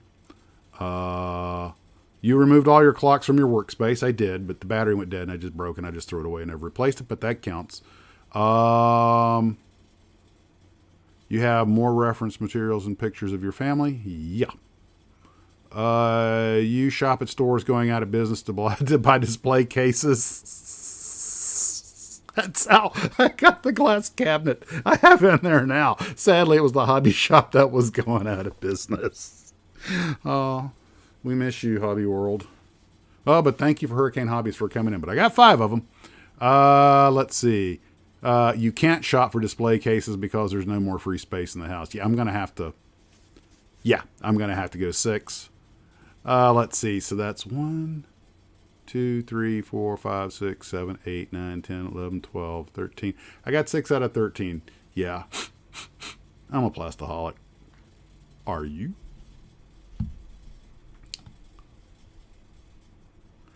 Yes, Jeff, but you know, as Scratchy also said, I'm not a plastaholic, so they go to meetings. But then, what do you call this? Ha ha! And don't say you're not a plastaholic, because denial is the first symptom. I was kind of disappointed though that the landing gear on that Dornier that I'm making to go back to it is made out of stock sprue that I bought, and I was a little disappointed that I went through my stash, all my junk, and it's got every landing gear I could, and I really didn't have as many landing gears as I thought I would. None of them were really going to work. I broke a couple of them just trying to get them because they're just too spindly if they were long enough. The others that were long enough were way too big and heavy. And, man, that look awesome. Ready for a fight. Bring on the bombers. Route ready to go attack the Bombenflugzeugs. But, I'm starting. Yeah. And,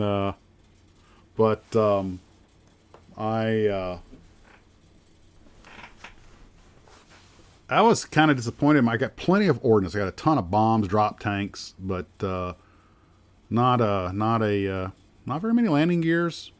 And now I have plenty of canopies, courtesy of God, I am so bad at forgetting names because I just got those 5 packages from of the Falcon canopies. That God, I feel so guilty when I forget someone's name who sent me stuff. Yeah, Scratchy. I forgot one. You have more military aircraft than all but 2 of the countries in the world. Yeah, I'm pretty close to qualifying for that one. If you count unbuilt kits, I think I'm good. I raid skips for anyone. Oh, guys, Alice Scratchy. If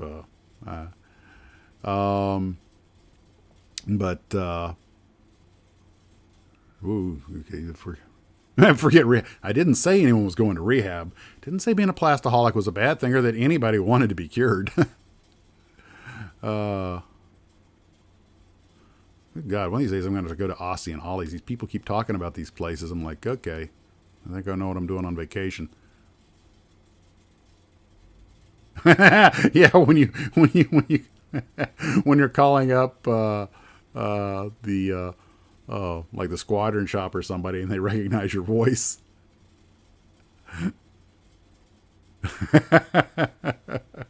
A bunch of us. I can't throw away the box art either, TJ.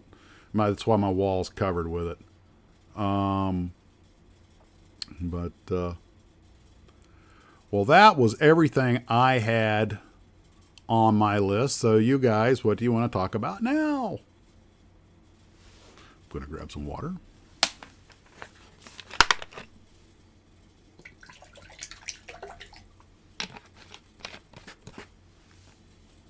Beast.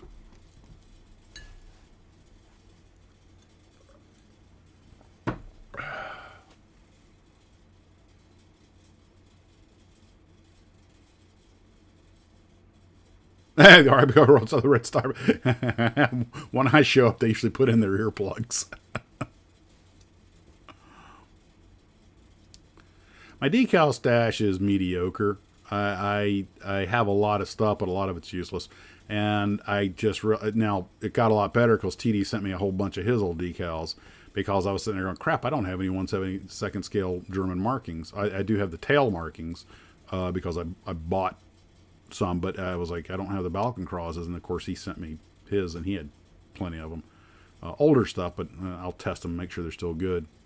Last thing you want to do is, put all that work in a model, and then, I'm going to reuse the old decals, and they turn out to be, and I'm like, oh God, now I can't get it off. Next project, well, I'm thinking about doing I've got another Peggy lined up. I really enjoyed doing this one, and since I actually have two Peggies lined up, but one of them's, well, it wasn't the Peggy that had the clear side. It was the KI 107, I think. Anyway, maybe I have to go back and look. One of the things I've started doing, of course, is also when I'm building a kit that's, let's call it a more dominant kit, eats up a lot of your time and everything. I will often have a real basic kit going off on the side, so while one thing's curing or whatever, I can go tinker on the other one, keep my hands off of it.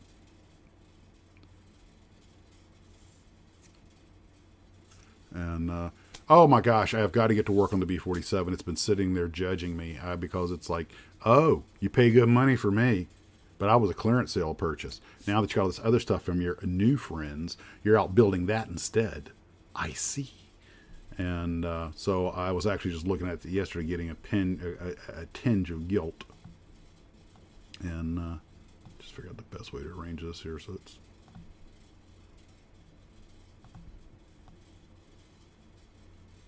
Yeah, that's better. I've committed to how I'm going to build the B-47, because if you buy that Academy B-47, there are about 6 different versions that you can make, and all the parts are in the kit. They have the glass nose, they have the hard nose, the ones with the ECM pod and everything. So it's actually a very good kit. You can. It doesn't come with any people, but it's 1 to 144 scale. So who cares? I mean, the pilot's head would be the size of the head of a pin, but anyway, let's see in the eyeballs. Yeah, raise your hand if you feel like you're being judged by your models for lack of attention. It's like, one of your kids, like, how come you never spend time with me, Dad? Well, what scale was the 102? Was it 148 or 172nd?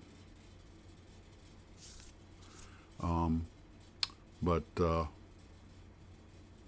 anyway, that pretty much covers all the goodies I had on the list for today.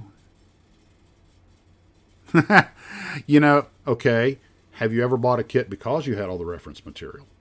You've got all these decals, all these books, or you got some, you don't have the kit to go with it. So you know what? I've got all the stuff. Well, let me go buy the kit. And yeah, I've done that. And A3D, 310. Oh God. 148. Well, that was a good deal.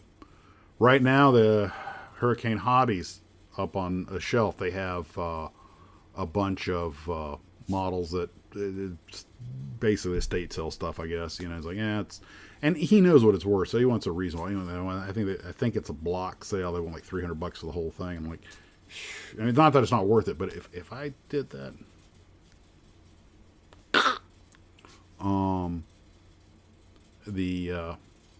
but I can't justify it anyway. I've got now about 100 kits, and although one of the things it really helps to do a real simple build between the the real complex heavy duty stuff, and just to do something that you can do in a day just for kicks and giggles. Don't let yourself get so obsessed in it that it stops being fun. And one of the funnest things I had on this Peggy was playing with the Tamiya weathering kit, and probably overdid it a little bit, but I was having a grand old time. And even weathered the tires and everything. Oh, you can't really see that, can you? Oh, it doesn't matter. But when I do the next one, I'm going to put a little more detail in the cockpit, because this thing has so much glass in it. For once, you actually can see inside the airplane. Like, I mean, the detail's okay that I've got, but next time I'll put a little more in there. But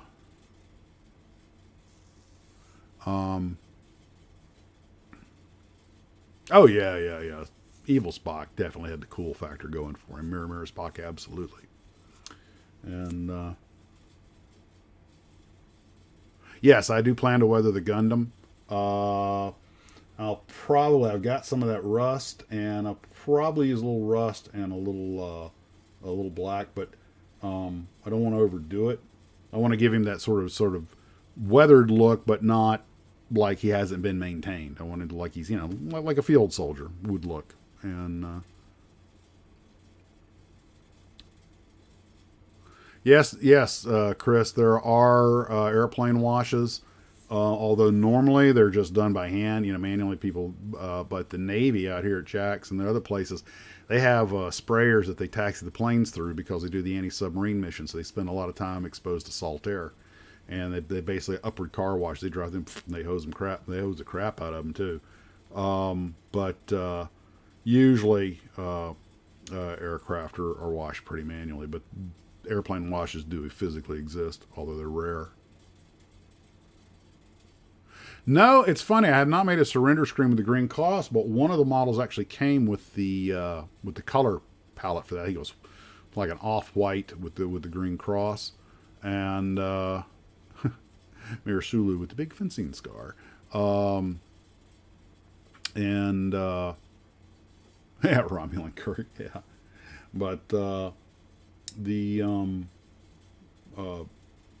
the airlines usually just have contractors wash them. Some, maybe maintenance does it, but they try to keep them clean because your image. One of the reasons American apparently liked bare metal was it saved, I think it was like 800 pounds or 1,000 pounds because of the weight of the paint. And some people like paint because it protects the metal, but others like, no, we'd rather, wash the plane, keep it lighter. Different philosophy.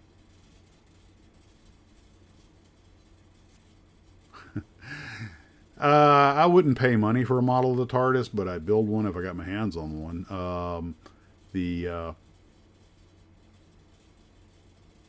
Had to go for a bucket of rotor wash. Yeah, the Air Force's prop wash.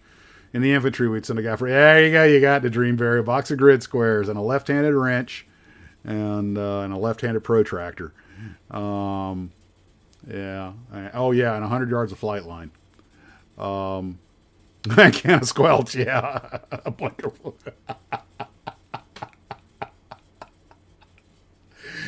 Oh, yeah. Let out the fender skirts. Well, that's all a Land Rover was, a Jeep with blown out fender skirts. If I'm not mistaken, the first Land Rover was actually built on a Jeep. Let's see. Well, I think that pretty much rounds everything up for this session. Another scintillating episode. And a tin of striped paint. Is that how they do it? Styrofoam cup of MEK.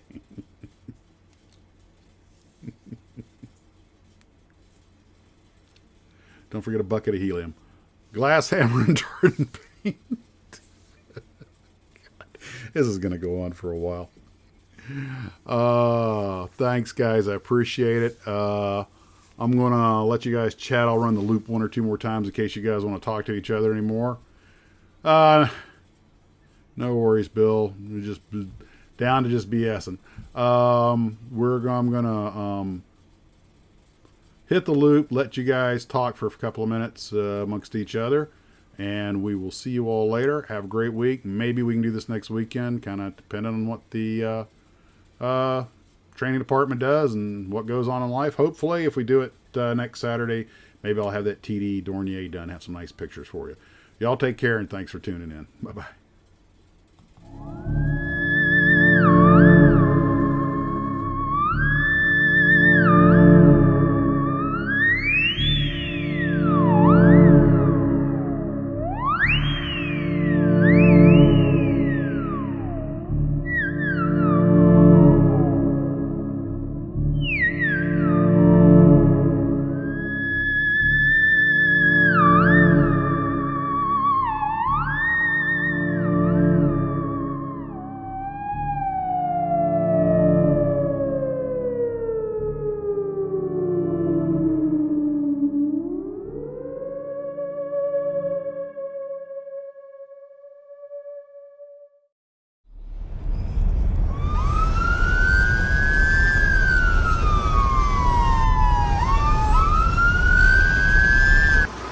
Space cops again.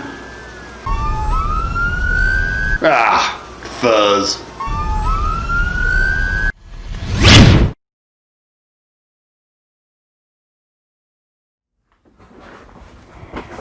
Well, hello. I know what you were expecting. You were expecting that other Max, that genteel Mr. Rogers of the model building world who says, build it any way you like.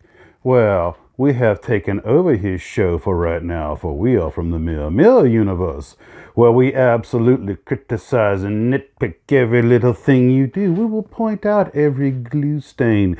We will point out every imperfection in your color palette, every misapplied antenna decal, or, ooh, you don't have tread mark on the bottom side of your semi-flattened tires on your 1:144 scale aeroplane.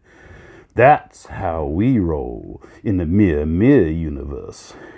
And we only drink decaf and Diet Pepsi. Yeah. What? No. Stop! Now, y'all stop now. You stop that, you hear? Stop it. Stop molestating me. Hey, stop. Ooh. That tickles. Yeah, stop it now. We're taking it. You can't stop us. You cannot suppress us. You can try, but we will always find a way to criticize. We are that obnoxious guy at the hobby shop. You can try to avoid us, but we'll always be there.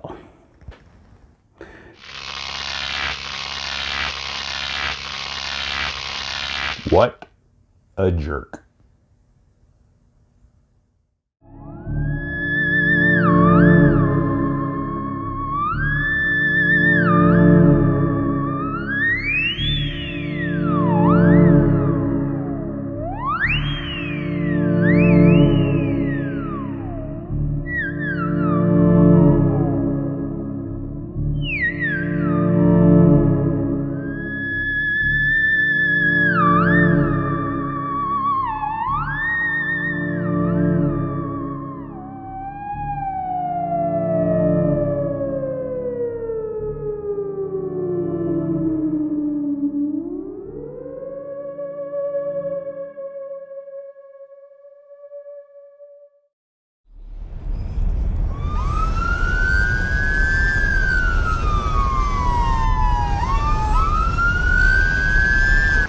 Space cops again. Ah, fuzz.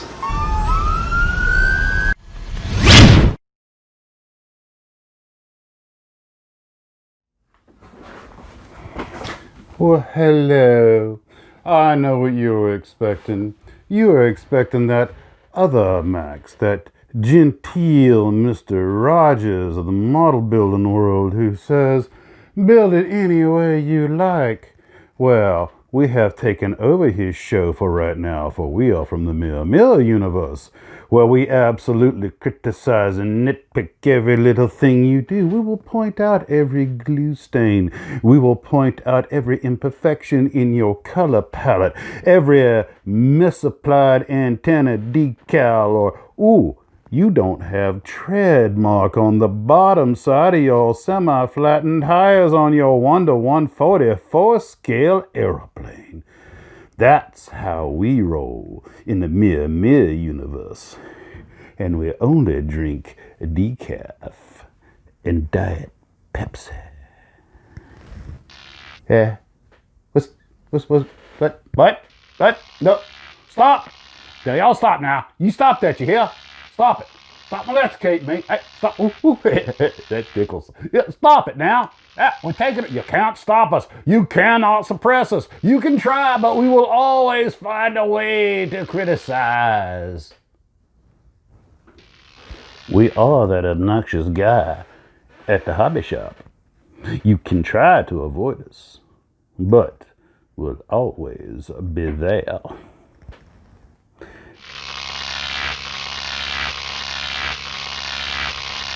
What a